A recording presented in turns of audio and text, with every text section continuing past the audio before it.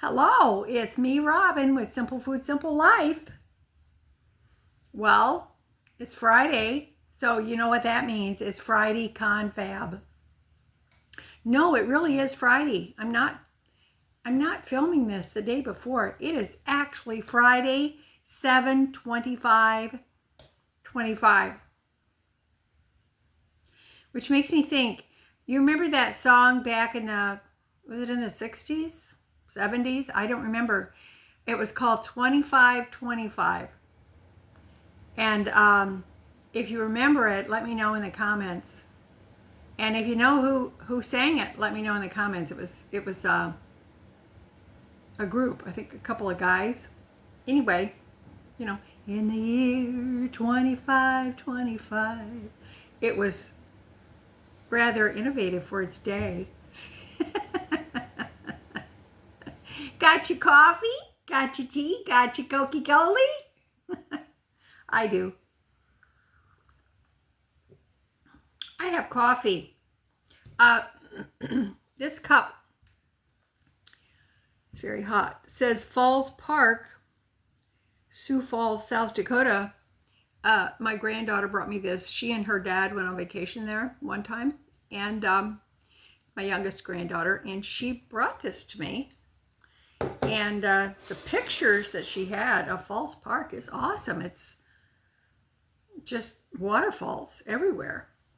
If you're from South Dakota and you know about Falls Park, let us know, because I think it must be a beautiful place to visit. So, anyway, she brought me this pretty cup. Awesome. Well, let's see. Oh, today, or rather this week, I'll tell you something I've been doing this week. I have been, I set it in my mind that this week, every day this week, I was going to choose one small project to clean up. In other words, to purge some items, get rid of some stuff, and just clean that area up. Not because I wanted to put anything in the space to fill it back up. Actually, it's the contrary. So, every day this week, I have chosen a spot. There was an area in my basement I wanted to clean up, so I got that done. Didn't take hardly any time. Everything went into the, it was a lot of plastic. Everything went into the recycling. And so I got that done. And every time I go down there in that utility side of the basement, I go, oh, it just feels so much better to have that area clean and clear.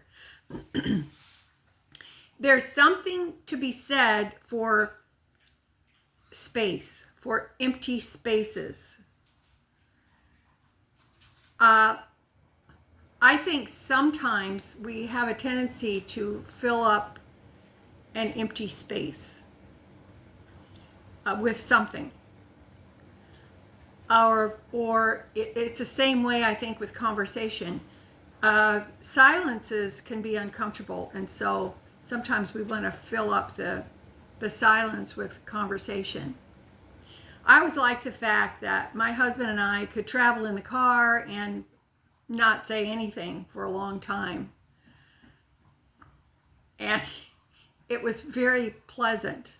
Or we could just watch TV and just talk during the commercials or whatever. Silence was okay.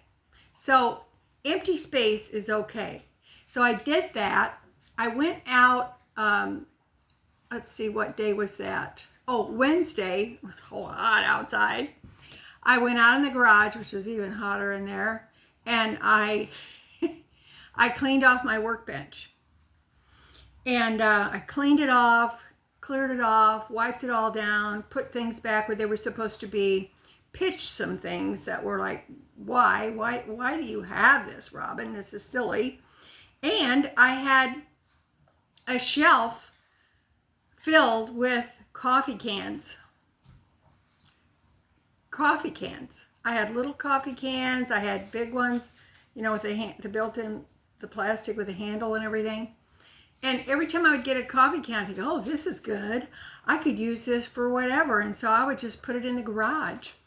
And I had coffee cans. I had it on the workbench. I had it on this shelf. And other stuff was crowded and there wasn't room for things. And I thought, what are you doing? Why are you saving these? This is silly. And there was only a few, the bigger plastic ones with the built-in handle on the side.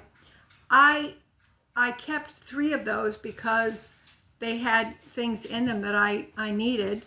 And everything else, all the other coffee cans, I didn't count them, but there was a lot. All the other ones went into the garbage. And then I was able to use those shelves for things that were important and that I could actually see what I had. So that just felt great. Now, whenever I go into the garage and I go to get in my car, it's like, oh my gosh, it feels so much better. Now, do I have other spots in the garage that need attention? I do. And I'm going to do those because I think this is a good plan. Just choose something. My dresser, for example, I went through the dresser drawers and I now have, I went through the 2 bottom dresser drawers. Now, keep in mind, these are not huge projects. They're just small things with a little effort and yields a big results. So I'm going through my dresser drawers and it's like, why do I have this? These are terrible. And I never wear them. One was a pair of what I considered paint pants that was literally, it was like it was in shreds. And I'm not talking about it in a fashionable way because, you know. And this is silly. So I threw away a bunch of clothes that were just raggedy. They were terrible. And I now have 2 empty drawers. The bottom drawers in my dresser are empty and there's nothing in them. I have no intention of putting anything in them or replacing those things. They're just empty. And frankly, I sort of get a kind of a giddy feeling when I know that I have empty spaces and nothing to put in the empty spaces. Does that make sense? Empty spaces, empty corners. I like walking in a room, for example, in my living room, and I see, you know, nothing in front of the windows. I see empty corners. And it makes me feel happy and that I have nothing to put in them. So I highly recommend that. If you just, it doesn't have to be every day of a particular week. It can just be 1 day or 2 days and say, okay, this day I'm going to clean out my junk drawer. Or this day I'm going to clean out my linen cabinet, my linen closet, and purge what needs to be purged, etc. It doesn't have to be a big project. And the more often you do it, because I do this periodically in my home, the more often you do it, the less time it takes, until pretty soon it takes no time at all. But it gives you such a grand feeling of accomplishment. I love it. And so that's what I've been doing this week. So it makes me feel very happy. So that's pretty awesome. I love it. Let's see. Oh, something else I was going to talk to you about. I was thinking lately about wants and needs.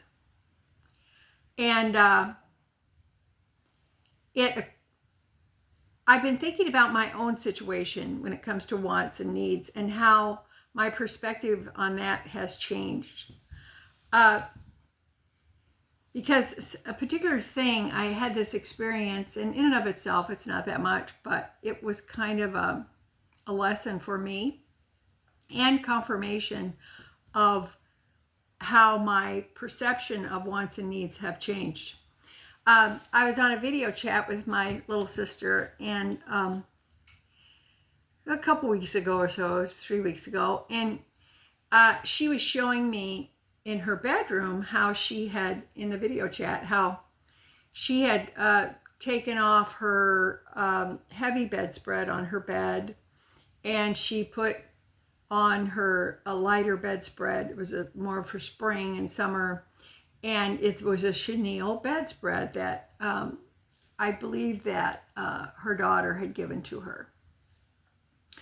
And she does that as well with some curtains. She has heavier curtains in the summer or winter she likes to put up, and lighter weight, more lighter color curtains that she puts up in her living room, etc. So anyway, she was showing me this bedspread, and it was really pretty. It was a pretty blue color, and I said, "Oh," and she showed me the pattern on the chenille bedspread. And I thought, "Oh, I love chenille bedspreads," and there's something comforting and kind of nostalgic about seeing a chenille bedspread on a bed versus a comforter and bed skirt and pillow shams and all that other stuff. And it really looked pretty and just brightened up her room, and it made her feel better because she was able to change it out, and she had this pretty bedspread to put on her bed. So after we talked, I thought, maybe I would like something like that. Maybe I would like to buy a chenille bedspread for my bed. And it just made me feel so nostalgic, and just seeing them when I was a kid. And you could walk into any bedroom, your aunts or grandmas or moms, and you would see a pretty chenille bedspread on their bed. And I thought, maybe I would like that. So I got on Amazon. I'm looking around, and it's like, and I thought, I think maybe, I don't know, this is pretty. And I couldn't decide. I thought, should I get a white one or one with a color? And my comforter that I've had, actually I bought it when I first moved into this house, so I've had it for 10 years. And it's a bluish, kind of a teal color. There's teal on one side, and then on the other side it's a pattern. And with a teal shade, more blue than teal, I think, of a bed skirt. So I thought, I don't know, maybe I could get a blue one. Maybe I should get a white one. And then I'm looking at it, and they certainly cost a whole lot more than they used to. So I thought, well, maybe, I don't know, maybe I could treat myself. So I'm looking at it, and I looked at several of them, and then I was thinking, I thought, okay, now the thought pattern I'm going to describe to you is something that has developed in my brain over probably the last 17 years or more, when it comes to wants or purchasing things, buying things. So I thought, well, okay, where am I going to store the other bedspread while I'm using the chenille spread? And then what about the bed skirt? The bed skirt, to take it on and off by yourself is pretty tedious And then, because you got to get the mattress back on right, and it's not fun. I thought, well, the comforter is pretty thick, so where would I store it? And once it's folded up, it's going to be even thicker. So where am I going to put it? And well, I use the chenille. And then after spring, summer is over with, and after fall, I'll be putting on the other comforter. Where am I going to store the chenille spread? And then, of course, it's going to have to be washed and dried and stored away. And and chenille, though pretty, comes with its own idiosyncrasies when it's washed, etc. So I thought, well, that would look nice though, but I don't know. And then I began to think about, okay, not just the cost, but the time. The time it's going to take me to change it all out. The time it's going to take me to get it washed and folded up and stored away. And it's going to take some care. And that's what happens to me when I think that I want to buy something. I start thinking about the cost. The initial cost is easy. I can look at it and say, well, it costs this. But it's the cost after I get it. And how much is it going to cost me in time? How much is it going to cost me to keep it clean, keep it nice? How much is it going to cost me to cover up a portion of it so that the kitty cats don't get up there and, snag it? Am I going to be concerned that it might get ruined? What about the little tassels? They usually have the tassels hanging on the edge of it. That's going to attract the kitty cats. One snag in that, and they're going to ruin that bedspread. Storing it.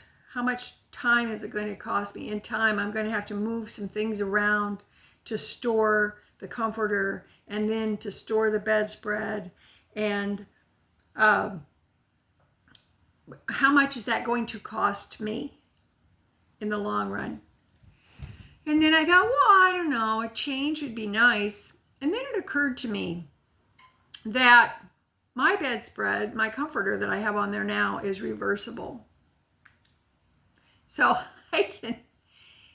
one side is just a flat color, the other side is a pattern. I thought, okay, I can reverse my bedspread and it'll be like a whole new thing.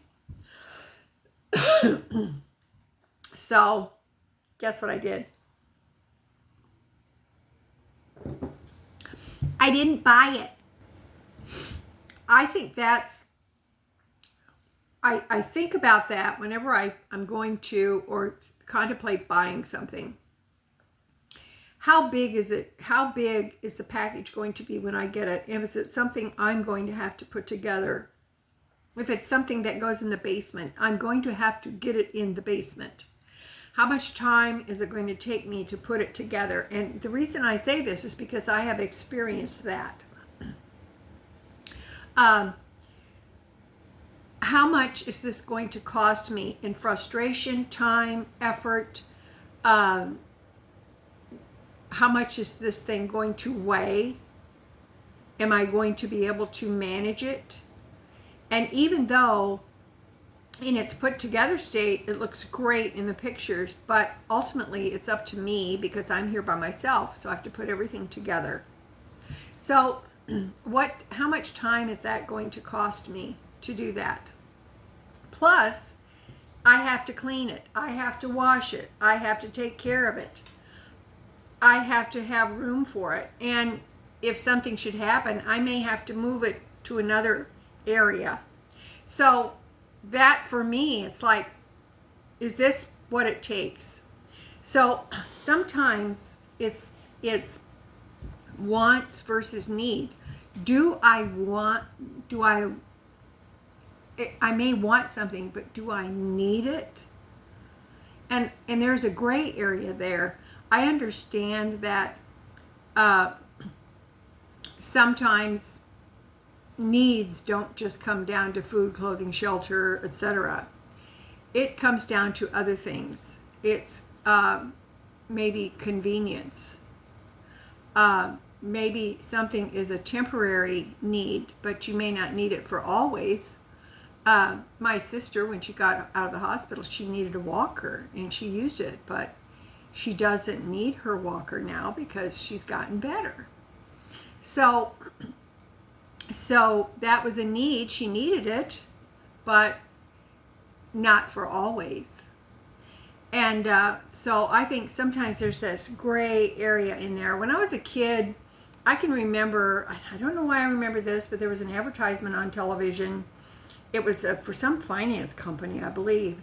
And the byline on the ad was, when you have a want, the want becomes a need.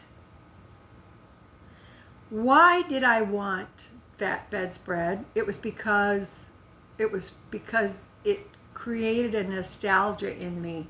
It created a memory in me of past times. And we tend to look back on the past sometimes and think, oh, things were so much better then. That's not really true.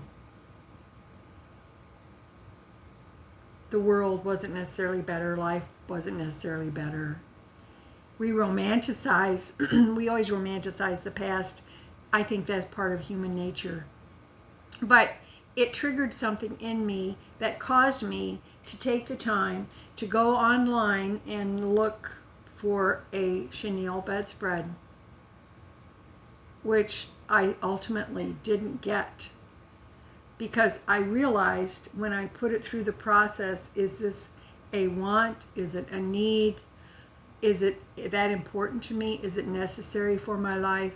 Or is it something that's going to create more burden, more work, and spending money that I don't necessarily need to spend? And once I went through that process, it eliminated that item. And I walk in my bedroom and the comforter's reversed, and it looks pretty, it looks fine. And then when fall rolls around, I'll flip it back over to the other side and it'll be fine. So I really did not need it. I think it's helpful if when we want something,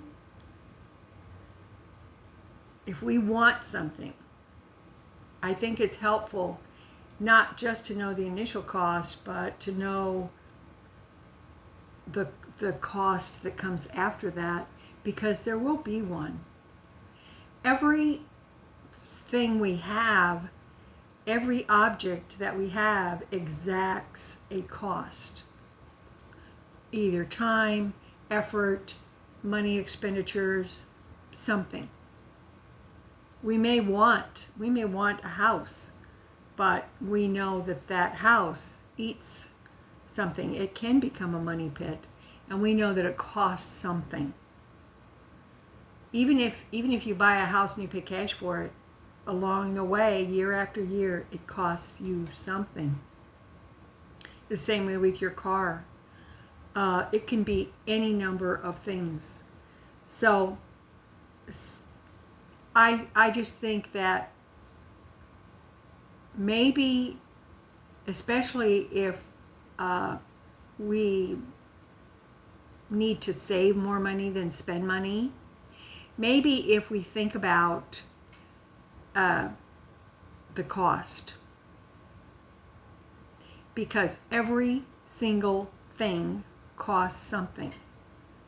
And the other side of that is when you have things and your house, your garage, whatever it is full of things, it's important to remember, and I have to remind myself of this, every single thing has its life.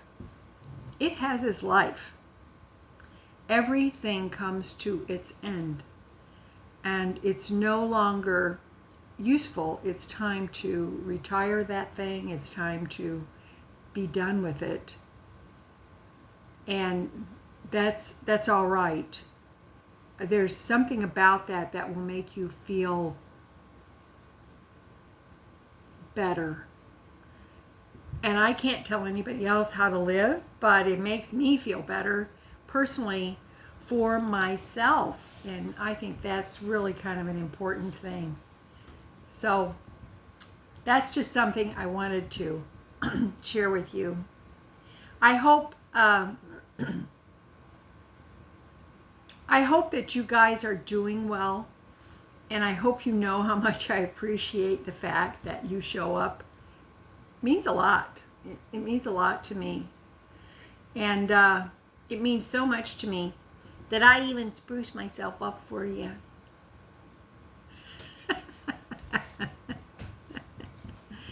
I even curled my hair. I still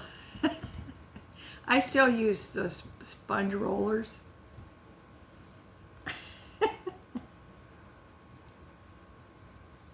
When I curl my hair, I don't always. Sometimes I'm just a will-o'-the-wisp and I just blow it dry or put a headband on. When I'm really lazy, I put the headband on. So, let me know in the comments what you're doing. Have you felt inspired to do anything like this, as far as taking a little area and cleaning it up and purging it? And just, I'm telling you, it's a tiny bit of work, a small amount of time, and it yields such a big reward. You'll be amazed if you try it. You really will. And I just want to say that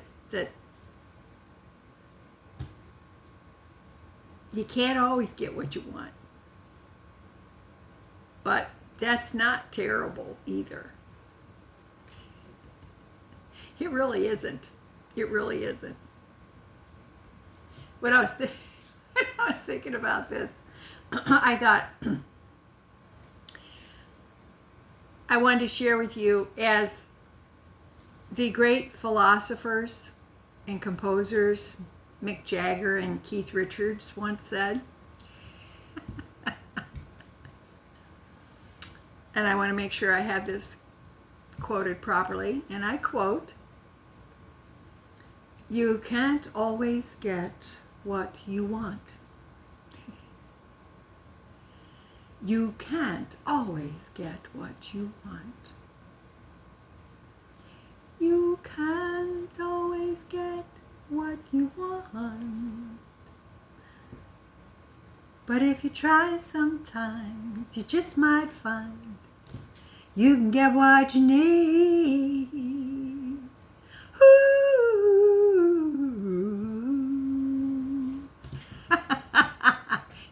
Thank you very much.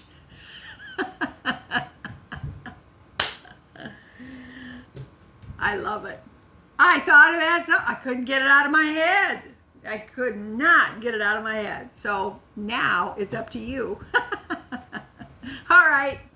That's it for me today. I love you guys. You know I do. As always, you know that little is much when God is in it. Okay? All right. Take care of yourselves, and I will meet you in the comments.